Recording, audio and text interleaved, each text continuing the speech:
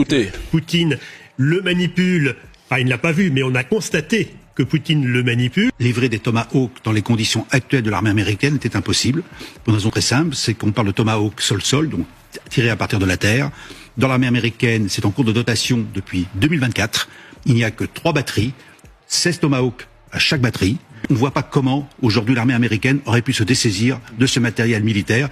Le Tomahawk n'était pas livrable, c'est une réalité. Donc on a tous marché dans un certain... on est dans un marché de dupes, en fait. Donc le résultat, il est là. C'est qu'en fait, on peut se demander même si Zelensky n'a pas été mis en embuscade.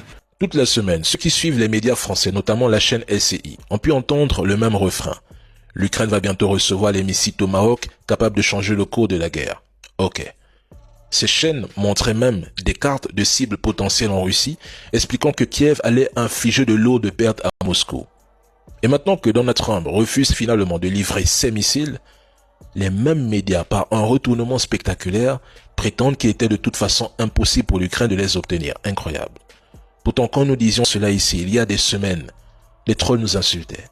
Rappelez-vous, quand Donald Trump a fait croire au monde que l'Ukraine devait reprendre ses territoires, qu'il allait lui fournir les moyens de frapper la Russie en profondeur, qu'il était déçu par Poutine et qu'il s'était trompé sur lui, les médias français jubilaient. Ils publiaient des titres du genre « Donald Trump se retourne enfin contre Poutine. Trump a enfin compris la vraie nature de Poutine. » Même le président Macron y est allé de son commentaire, déclarant que Donald Trump s'était réveillé et avait compris que la menace, c'était Poutine. Et aujourd'hui, samedi 18 octobre, ces mêmes médias nous expliquent que Trump est en réalité pro-russe, qu'il a piégé Zelensky et manipulé tout le monde. Mais cela fait plus de 8 mois que j'explique ici que Trump se moque de l'Europe et de l'Ukraine. Trump n'est pas venu pour déclencher une nouvelle guerre, mais pour imposer une paix à sa manière avec des accords discrets entre lui et Poutine. Je le répète, cessez de réagir par émotion quand il s'agit de géopolitique.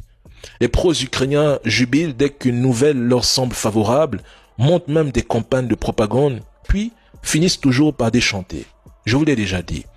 Zelensky finira par capituler, que vous y croyez ou non, peu importe. Moi, je ne suis pas là pour convaincre, mais pour annoncer ce qui va se passer. La capitulation de l'Ukraine est déjà écrite et actée.